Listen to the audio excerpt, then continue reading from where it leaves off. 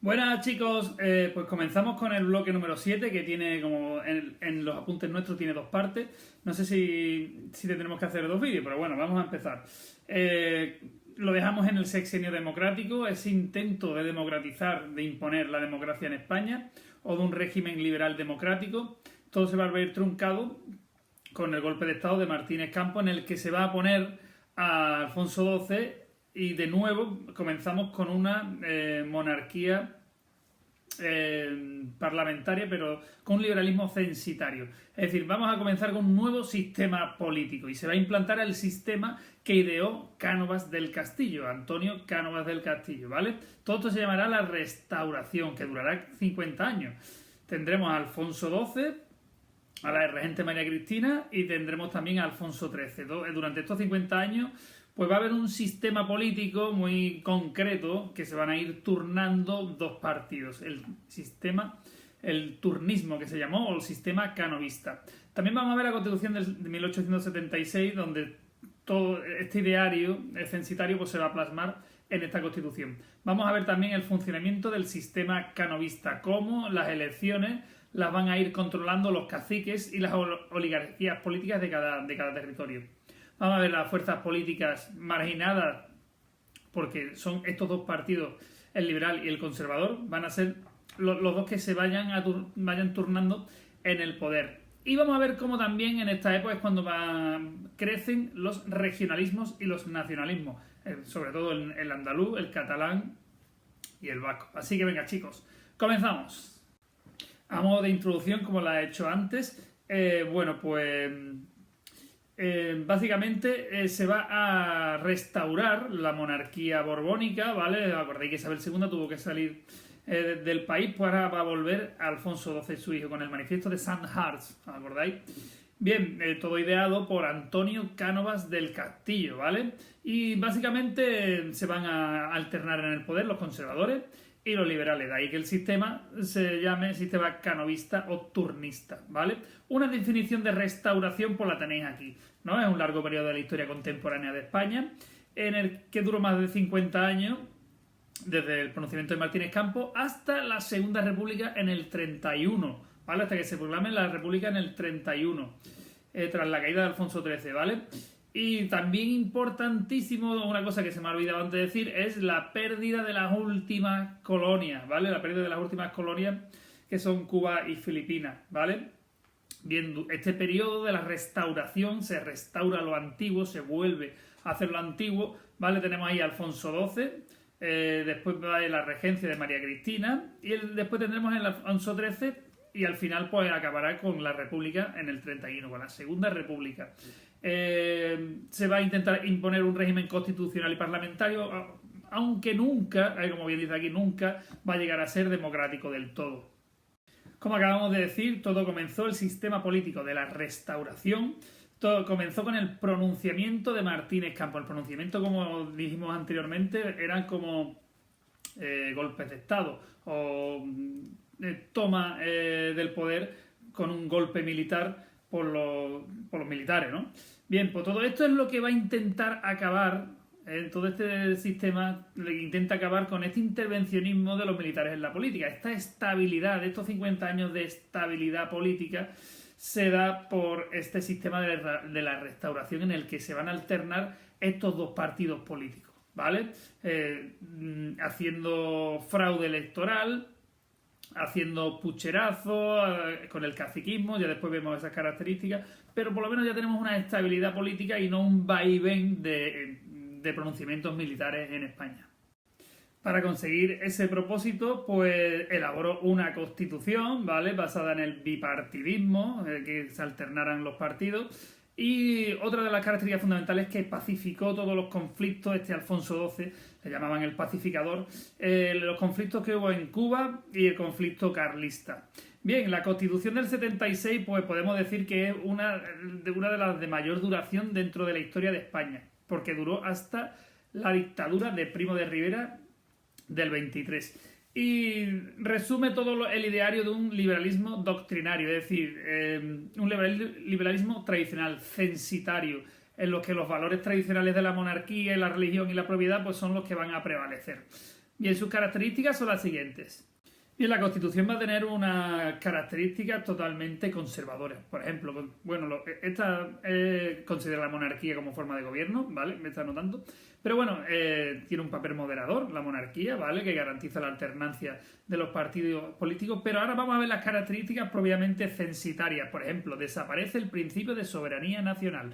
Es decir, el poder lo tienen la corona y las cortes, no el pueblo, como lo tenemos ahora mismo. Nosotros depositamos, ahora mismo en la actualidad, depositamos nuestra confianza en los partidos políticos que se supone que son en la representación de la opinión del pueblo, ¿vale?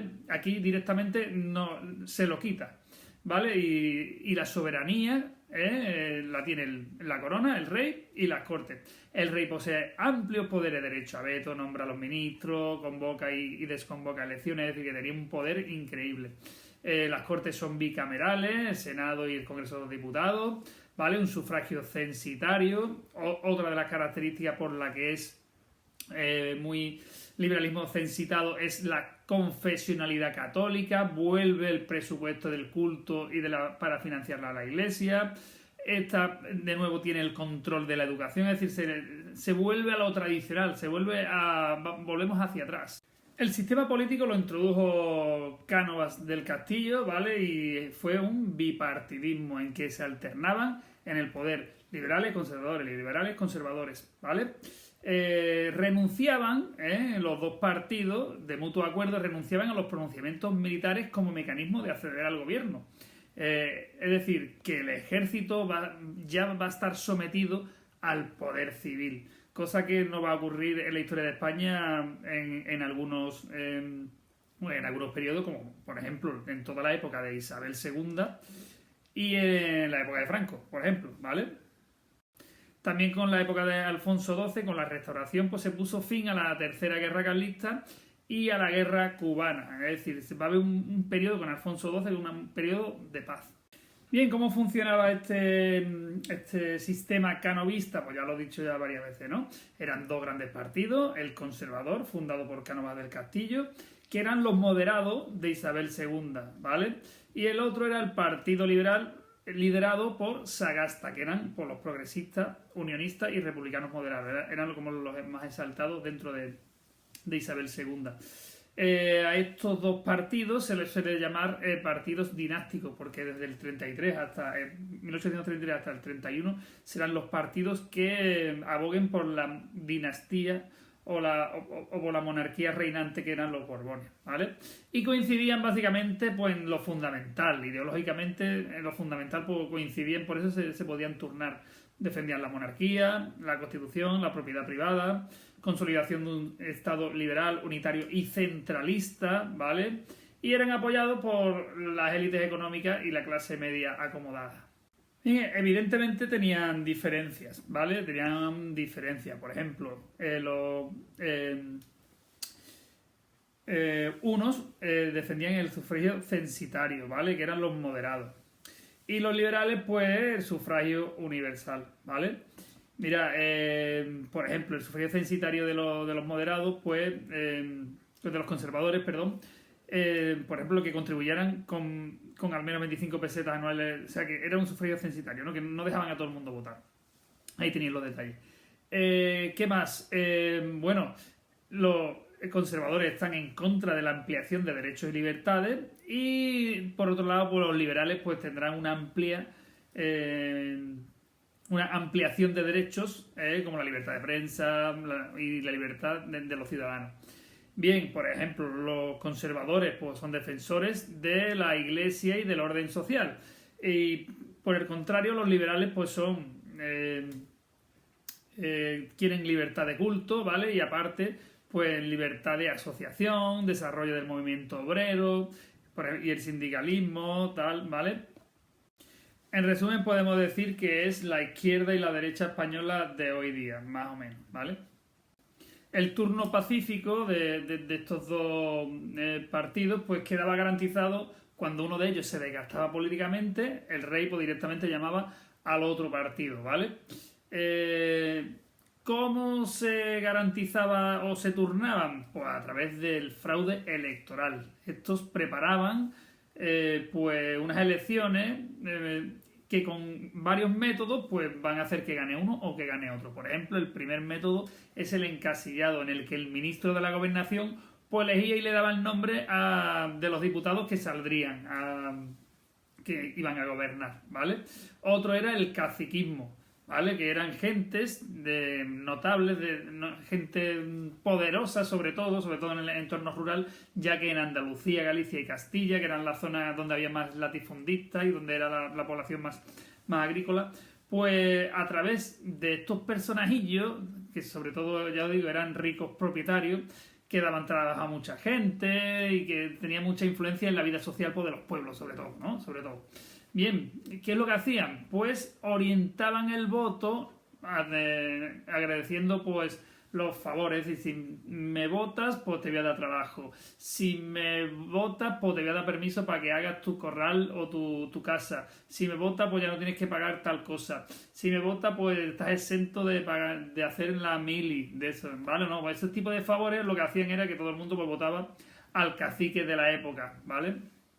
Otro de los métodos fundamentales que utilizaban ellos era el pucherazo, ¿vale? ¿En qué consistía? Pues falsificar el censo de las listas de la gente que podía votar, impidiendo votar a las vivas, ponían a las muertas y metían el voto, manipulaban las actas electorales, es decir, que hacían básicamente lo que querían. Y había una abstención, además de la abstención de casi un 20%. Esto en Andalucía era muy común, ¿vale? Porque aquí había muchos terratenientes que se habían enriquecido con las desamortizaciones, ¿vale?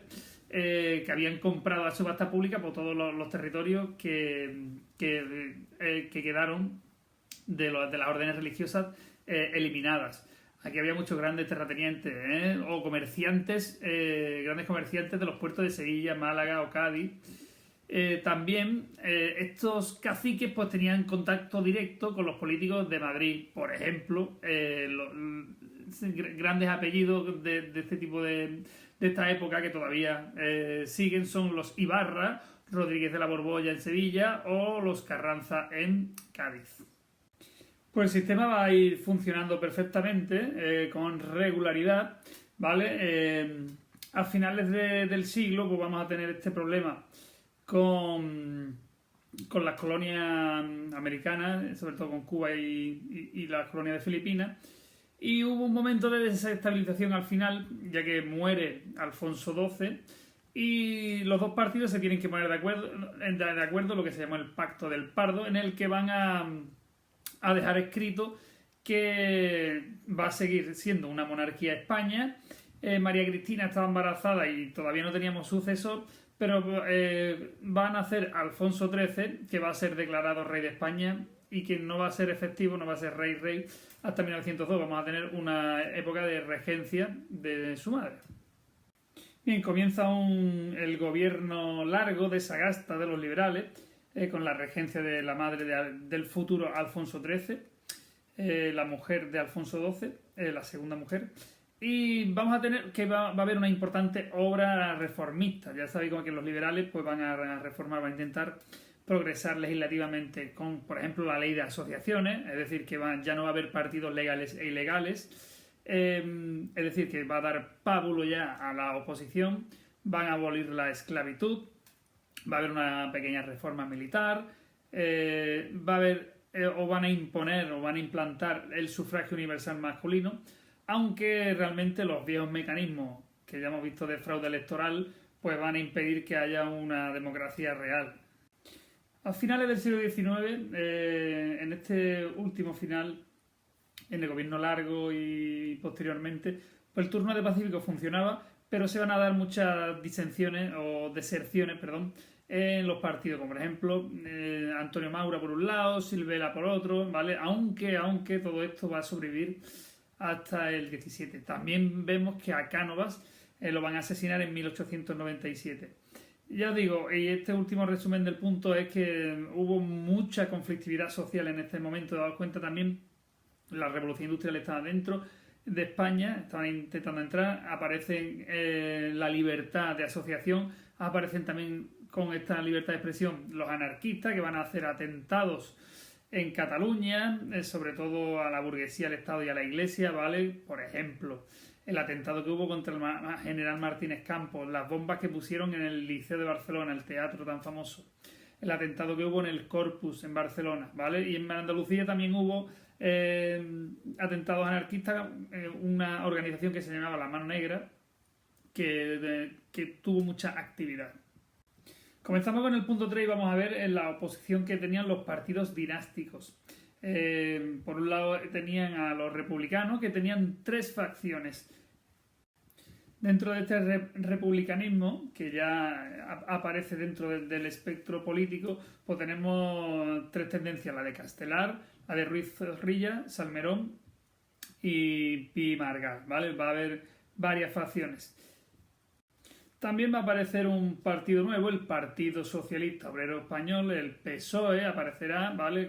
Por iniciativa de Pablo Iglesias, no el Pablo Iglesias que tenemos hoy día en el gobierno. Y este creará también, por iniciativa de él, uno de los primeros sindicatos, que será la UGT. Vamos a seguir teniendo al Partido Carlista, que como él tenía prohibida la estancia, el heredero, que era Carlos de Borbón, tenía prohibida la estancia en España debido a las guerras carlistas, pues está en el exilio. Pero los carlistas van a mantener fuerza en Navarra, el País Vasco y Cataluña. También van a crear una milicia que se llamó el Requeté. Bien, la evolución del movimiento obrero aquí en España pues comenzó con el Sexenio Democrático, que permitió la llegada de ideas socialistas y anarquistas integradas desde la AIT, la Asociación Internacional de Trabajadores. Llegó un italiano, el italiano Fanelli, que creó en Madrid por los primeros núcleos de afiliados a la AIT, los primeros núcleos obreristas. Se difundieron las ideas anarquistas, como ya sabemos, no quieren Estado, apoliticismo, quieren colectivización de la economía, etc. Tanto así que se crea incluso el PSOE, destacando la figura pues, de Pablo Iglesias. En 1874, con la restauración monárquica, pues vamos a ver que se va todo a declarar ilegal y se obligó a organizarse en la clandestinidad, ¿vale? Pero luego, en 1887, con lo que acabamos de decir, con la regencia de María Cristina, cuando murió Alfonso XII, pues se legalizaron todas estas asociaciones obreras, creándose incluso el Sindicato Socialista de la UGT. Bien, en el último cuarto del siglo XIX, pues tenemos movimientos de carácter nacionalista, es decir, las regiones van a afrontar políticas contrarias, van a intentar políticas contrarias frente al centralismo estatal, de la uniformidad del Estado, porque las políticas uniformadoras, es decir, que el Estado quería que todo fuera una unidad y cada región pues, quería ser o quería depender simplemente de un poco de autogobierno. Y en este movimiento en Cataluña vamos a ver que hay más regiones, en Cataluña pues se llamará la Reinascença. Bien, con este sentimiento nacionalista exacerbado, pues Valentí Admiral en 1882 va a comenzar fundando el Centre Català, que defendía por la autonomía de Cataluña. Después se funda la Unió Catalanista, con las bases en Manresa, y fundamentalmente la Lliga Regionalista en 1898, liderada por Prat de la Riba y Francesc Cambó. Bien, en el País Vasco ocurrirá más o menos lo mismo sobre 1890, ya que se comenzaba a desarrollar la industria allí en el País Vasco y ellos, que aparte habían perdido parte de los fueros con la pérdida de las guerras carlistas. Y Sabina Arana, que será el gran líder nacionalista vasco, pues ellos van a ver en gran peligro la llegada de inmigrantes, los que llamaban a ellos los maquetos, procedentes de otras regiones, ya que la industria del País Vasco pues, era potente, ¿no? Y creían que iba a estar en peligro pues su economía. Este Sabina Arana en 1895 pues, va a crear el Partido Nacionalista Vasco, que hoy día es el que tiene más representación en el Parlamento. Sabina Arana, pues, es el que popularizó el nombre de Euskadi, la bandera, el lema. Fue muy prolífico autor escrito y, pues difundió la lengua vasca, las costumbres, la pureza racial del pueblo vasco. Era un pelín extremista y, sobre todo, muy católico, ¿vale? Porque ya que su identidad será el carlismo. Y este sentimiento nacionalista también en Galicia va a ocurrir, en Valencia, en Aragón y en Andalucía, ¿vale? Como bien sabemos, pues en Andalucía fue la figura de Blas Infante, la que desarrolló la Asamblea Regionalista Andaluza de Ronda en el 18, donde se impusieron los símbolos de Andalucía, la bandera, el himno, el escudo, ¿vale?